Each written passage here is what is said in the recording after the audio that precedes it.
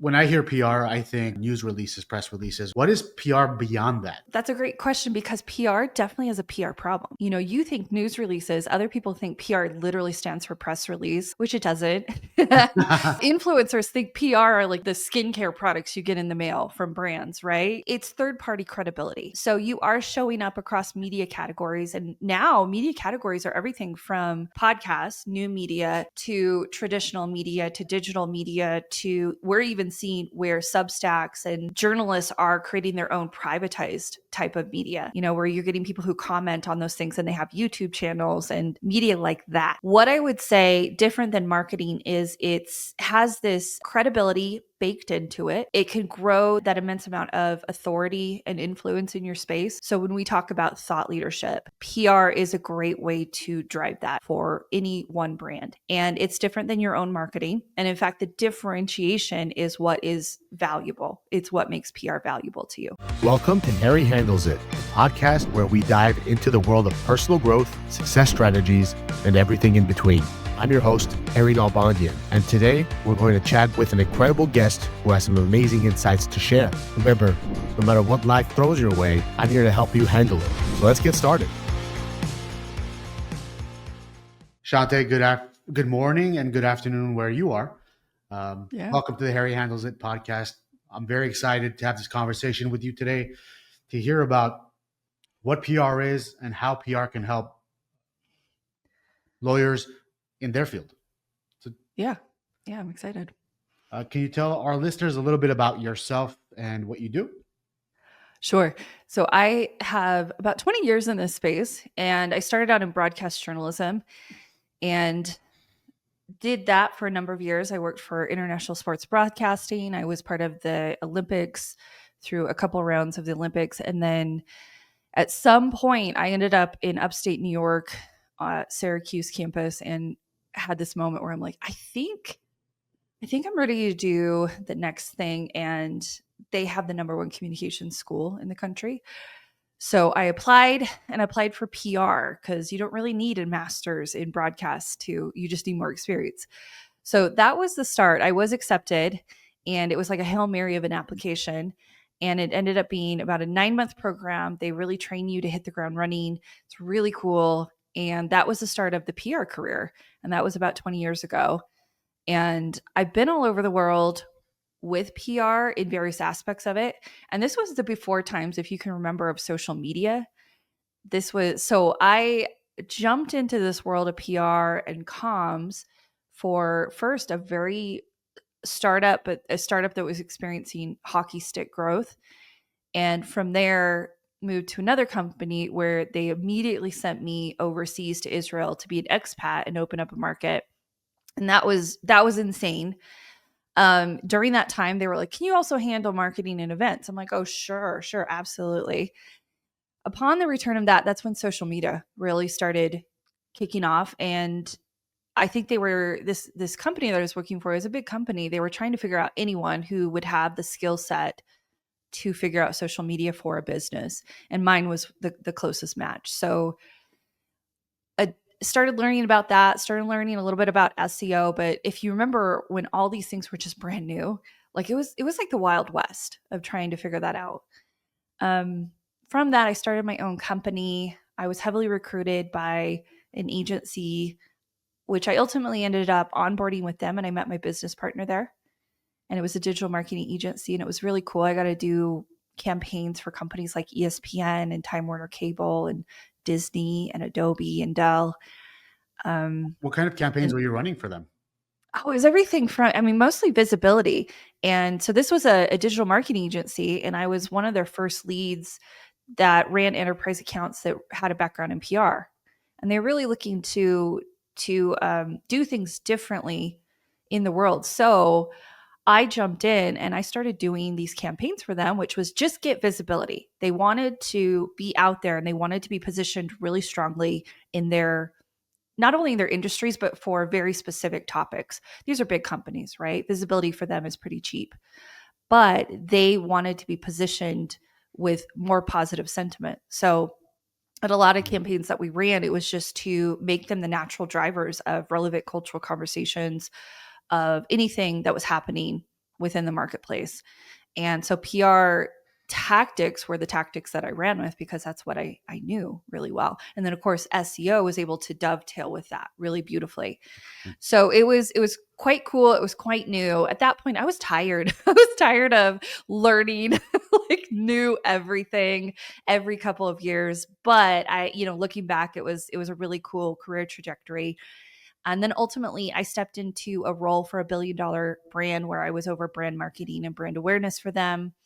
And I knew that was the last role I was going to take where I was an employee. I always have had a a big interest in entrepreneur, and I always had like various things on the side that I was always working with. So good news was the next thing that I stepped into. And I didn't think that I was going to continue with PR, but everything that's been happening in the last 3 or 4 years, everything with LLMs and tech, it's made PR new again for me. And so it got really exciting. And my business partner, you'll have to meet him someday. He's this engineer, this like very brilliant engineer. So I gave him my frameworks of 20 years, and then he put it into these almost productized versions of everything. So we're approaching PR in the way I wish I had for 20 years. That's the long story long. Nice. That is the beginning, middle, and sort of the continuing journey of all the American dreams, and everybody who has entrepreneur desires, right? I've been really fortunate that way. Yeah. So tell me a little bit about, when I hear PR, I think news releases, press releases. What is PR beyond that? Oh, so I think that's a great question, because PR definitely has a PR problem. You think news releases, other people think PR literally stands for press release, which it doesn't. Influencers think PR are like the skincare products you get in the mail from brands, right? PR it has this absolute PR problem. So PR it's third-party credibility. So you are showing up across media categories, and now media categories are everything from podcasts, new media, to traditional media, to digital media, to we're even seeing where Substacks and journalists are creating their own privatized type of media, where you're getting people who comment on those things and they have YouTube channels and media like that. What I would say different than marketing is it has this credibility baked into it, and it can grow that immense amount of authority and influence in your space. So when we talk about thought leadership, PR is a great way to drive that for any one brand. And it's different than your own marketing. And in fact, the differentiation is what is valuable. It's what makes PR valuable to you. What are some PR strategies? I mean, a podcast is one PR strategy. Different marketing is marketing separate. But what other avenues are there for somebody to have a thoughtful PR strategy behind their goal? Yeah, I mean, we talk about systems because really, if you're going to dip your toe into PR, you really should have a system. Otherwise, it gets really overwhelming. The nuance of it is there's a lot of work just to get to the point where you can pitch yourself or have someone pitch on your behalf. So you might as well do it in a way that's systemized. So you could automate certain things, you can scale certain things. The different categories would be everything from new media, which is podcasts including, to traditional media that's top national, that's local. We have digital media, we have magazines, we have TV, we have radio, we have broadcast. We have industry and trade publications, and almost everything has a digital footprint anyway. Yeah. And like with your podcast, you are a news syndicate at this point. Like you syndicate across a number of platforms, right? And I think back in the day, there was like Libsyn, Apple Podcasts, Spreaker, and now there's, I don't know, we'd have to ask your producer, but like 10 to 20 plus syndicates. Plus it turns into YouTube Shorts. It can live on TikTok. It can live on the Instagram. All the things. Multifaceted and multi-purpose. So the media component of it is that you are hosting a show. I get to come on and I get to be your guest. Your audience who follows you, who likes what you say and trusts you, I'm borrowing them. And they feel an added trust from me because they assume you, Harry, have vetted me, that I'm in some way legit enough to co-create with you in this time and space. Yeah, no, that's a very good point. And that's something I never really thought about until I started to do this and, started to speak to a number of different people. What do you think is the biggest myth about PR that's holding professionals back, specifically in this context, lawyers? Yeah, I think the biggest myth is they think it's who you know, that you have to have this golden Rolodex, but really it's a matter of being able to figure out how to reach out to people, which is pitching.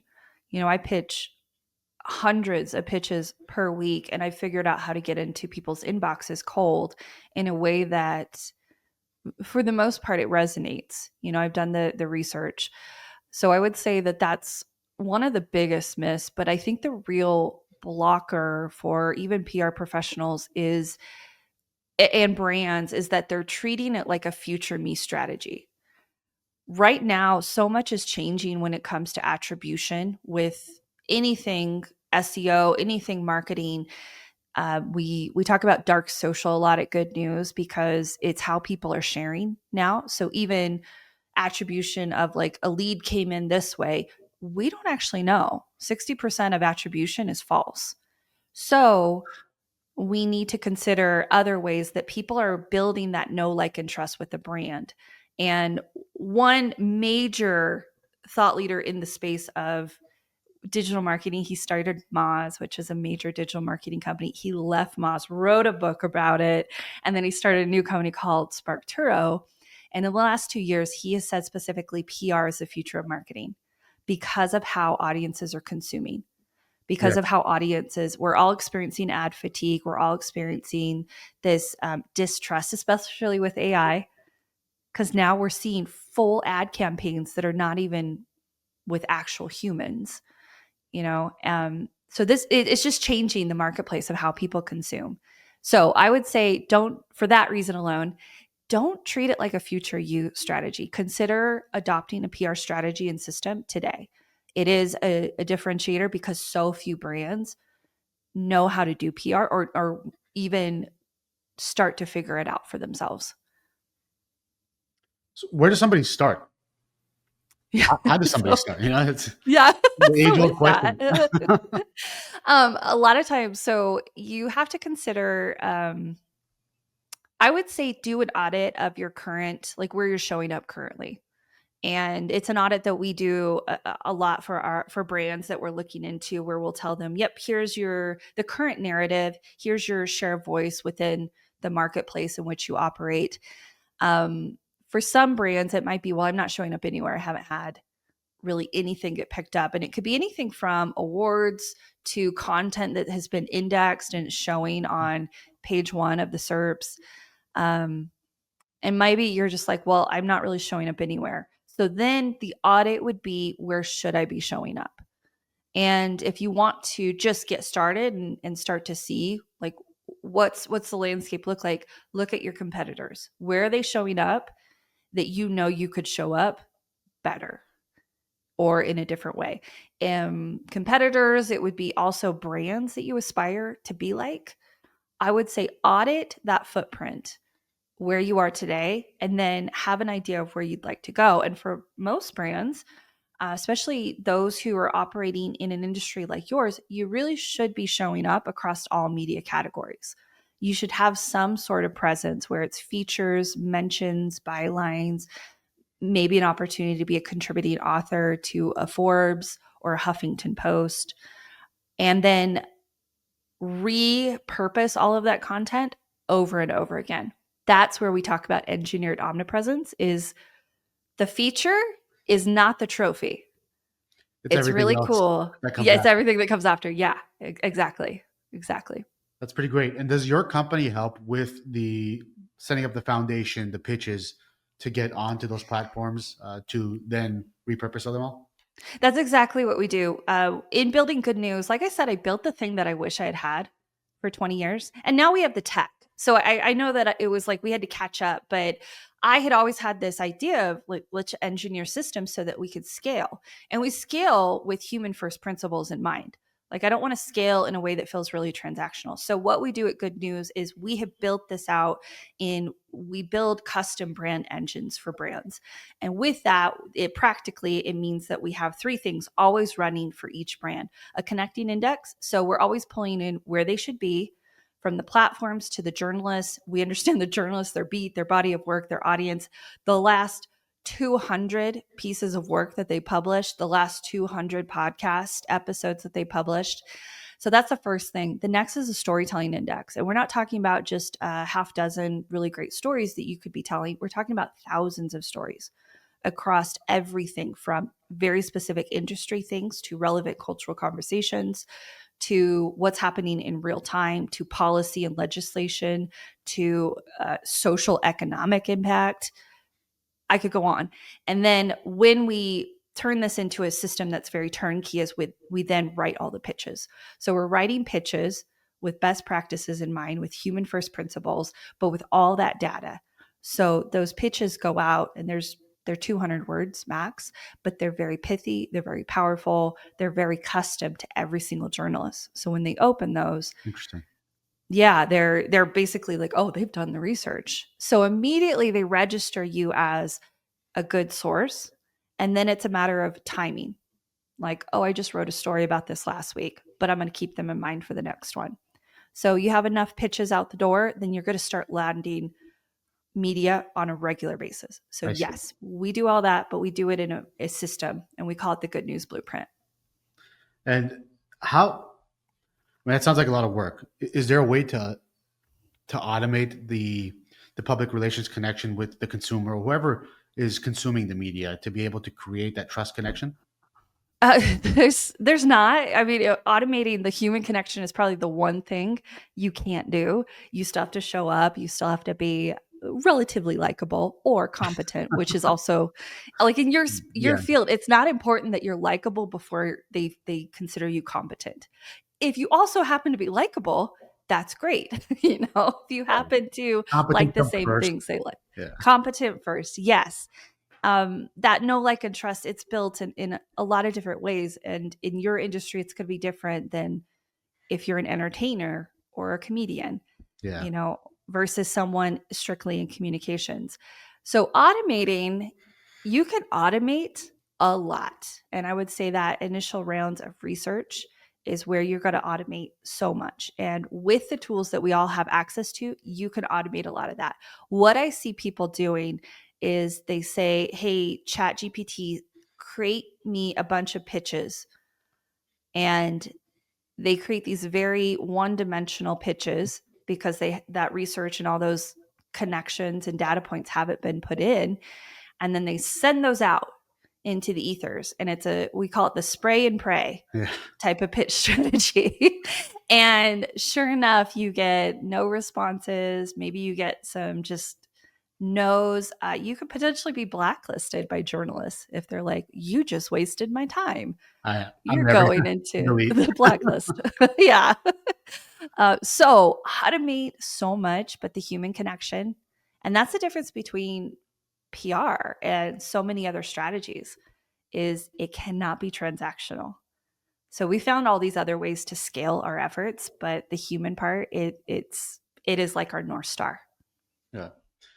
One thing I'm curious about, I got my start a different way, but if somebody's listening to this, they're a couple years out, they don't really have an online presence. How does one go from zero to some sort of a trusted voice in a defined period of time? This is where, again, we assume PR is this future me strategy. And it's when I can get an agency, when I can build a team in-house. But so I wrote a book. It's called PR Power Play. I don't know if the glare is even making that readable. It's my framework of 20 years, so that if someone needs a DIY approach, they could start pitching themselves. I would say in 30 days, the fastest way to generate thought leadership, even if no one else knows who you are except for your grandma, would be to get out there in different types of media. And with our systems, we weight everything. So we have phase 1 across media categories. We have phase 2, we have phase 3. Phase 3 would be like, I want to be on Joe Rogan.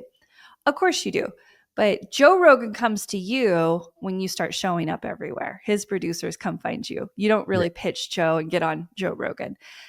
But you could start going after what we would consider phase 1 everything. It would be podcasts. It would be contributing authorships to Huffington Post and Forbes. It would be digital publications. And then if you pitch on a regular basis, you'll naturally start to land a few of those. And then those become your own content that you then start sharing everywhere. You have it on your website, you share them in emails, you put them into snippets, and you share on your own social media. And really, if you're sharing those, you could share the same podcast as a snippet every 4 to 6 weeks. And a year from now, 60% of your audience would be like, this is new to me. Yeah. So I would never underestimate just what some very focused efforts when it comes to pitching yourself, getting out there, and then amplifying and atomizing that would do. And we talked about the different types of media. Have you found that one form is better than the other to build trust? Podcast versus traditional versus written media. Do you find anyone has a better benefit? So Dan Priestley, he just did this podcast and just was like 2 or 3 months ago with, the podcast is Diary of a CEO. It's a pretty big show. Yeah. And he said that he had this hot take on the elections, and the reason why who won the elections is because he focused on podcasts as like one of the media categories. And the reason it worked is because podcast is long form content. So you sit there and you have upwards of an hour, to some podcasts are 3 hours, and you have all of this time where listeners who usually follow a podcast, they're there start to finish. It is the longest form of like captive audience that I can think of right now, other than a Netflix series, right? Yeah. So I would say podcasts should always be part of your strategy. Traditional media is where you're going to get a lot of perceived credibility and clout. Because the traditional media has the base of credibility. Right. It's a journalist. It's a journalist who's typically going to write from an unbiased standpoint. So even if someone never reads that article, which is probably going to be the case, you could say, hey, I was in this publication. I was featured in this publication. And it's like saying you've written a book. No one's going to read the book, but they'll be like, oh, they're an author. Yeah, they got something. Like it's just, it's like a perceived value. The same with having a whole show. Like I have a podcast, it's assuming that you have something to say. You have this whole production behind it.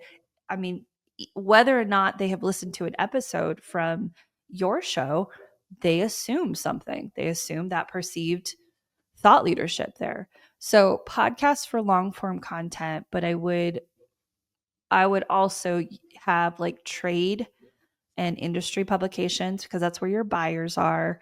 And then some type of like very journalistic type of publication. Traditional journalists. Yeah. Newspaper. Yeah. So, I mean, social media, podcasts, and this whole new wave of new digital media, some stuff is cringeworthy. There's a lot of trends that are funny. What's the biggest cringeworthy mistake somebody can make in a PR strategy? So what's really funny is I talk to a lot of journalists and a lot of podcast hosts, and I'll always ask them, like, what's the worst pitch you've ever received? Because I'm nosy. I want to hear. And they've come to me and they said, your pitch stood out from 1,000 cookie cutter. And I'm like, great. Hopefully so. This is my bread and butter. I hope I've nailed it. Or OMG, this was the best, pitch I've had. So naturally I'm interested in like, how many bad pitches do you get on a given day? And they're like, I get hundreds of bad pitches. And the cringeworthy ones are the ones where someone submits their bio, just their bio. And they're like, hey, I'm really cool. Yeah. Yeah. And then they don't connect any of those dots. They don't say, hey, I have an idea that, and you have to consider this is a journalist who's really busy. You can't say, I'm going to write the article for you, but say, but I have an idea and it's based on what I know about your beat, your body of work, and your audience, right? Yeah. That's demonstrating you've done the research. This is what I know about your audience. Here's what I would say as far as like bullet points, and you kind of break it down. That's what you need to do. Yeah, you literally have like time to maybe do 2 sentences about yourself. And really it's just credibility markers like, hey, I've written a book about this and I own this company. Otherwise, they'll ask you. But if you just submit your bio, I would say that's super cringeworthy. When you think about it, it is. It's pretty funny. Right. If you step back, we all would be like, oh, yeah, that's pretty bad. And what other service does your company provide? It seems like your PR company has the system down for pitching. Mm-hmm. Do you also do the downstream media as well, or strictly the setup of the pitches and content? Yeah. So we focus on just one thing. We focus on creating that pitching and publicity pipeline at scale and with a ton of efficiency. So our open rates are 3 to 4 times what even polished pros are getting right now. So we know that it's working. What we also do is we monitor all that for the authority. So we understand how it's improving your share of voice metrics, how it's improving perception. And then, of course, all that content that is landing, we package that up. So that amplification and atomization, we participate in helping you make that look like it's even bigger and everywhere. Because that's usually where the fallout is we can get you all the features, all the mentions, but if you do nothing with it, then we're missing out. We're leaving so much, money on the table. So that's the system, and that's what we focus on. There's certainly requests to do a lot of other things, but honestly, there's people that out there that can produce podcasts for you, create that content, and that's where we're like, nope, those are our partners who they're doing that beautifully. And we're focusing on just this one thing, which is building good news blueprints and doing it in a way that's, I'm super biased, but it's super exciting to me as a professional of 20 years. So yeah, no, it's a problem that anybody who does this sort of media has to think about. Yes. And I didn't know that there was until I was introduced to your company and what you do. I didn't know there was a specific niche already solved for this problem, and it seems like you solve it pretty well. It's brand new. I think that's what made it most exciting. Was I thought after we all went through the pandemic together as a PR professional, I'm like, okay, I've seen it all. There's no more unprecedented first, right? So when I step away from my last role, I was thinking I'm going to go into leadership development because I really like leading teams and developing leadership. But I kept getting phone calls from former colleagues and friends and family and people I really cared about. And they were like, I need to figure out this PR thing for what I'm doing. So I started thinking about my frameworks that just had always lived inside my head. And that's where the book came from. And then my business partner at the time, we were just accountability partners. And I was like, do you think this would have some legs if we created the thing that I wish I had? Like from almost a tool perspective. And that's his background. So that was the start of it. And what we found was, I might be too big for my britches, but I think we found a blue ocean in this PR world, because the agency model, it's not really serving the way people need. They gatekeep their Rolodex. Yeah. And what we need is transparency. We need relationships built with the brand and the journalist, the brand and the host. And we need to do that in ways that just every single touch point that a brand has, we want to facilitate in a way that it was a really good experience, a really strong experience. So that all those mentions and features, they start to compound. That journalist is like, well, they're now my go-to source on this very, on personal injury. They're my go-to source. So I'm never not going to call Harry when it comes to and personal injury. I mean, I can imagine you deal with a lot of topics that have social impact, that are very relevant to everything happening in the world, from politics to culture to generational wealth to the opposite of that, which is, destruction. So it would be, let's create the system in a way that it allows everyone just an opportunity to have a pitching and publicity pipeline, but in the best way possible. Yeah. This was a fantastic conversation, Shante. I learned so much today about the PR world and your company and your books. If you can give our listeners a preview about where they can find your book, your different media, contact your company, they can get this benefit too.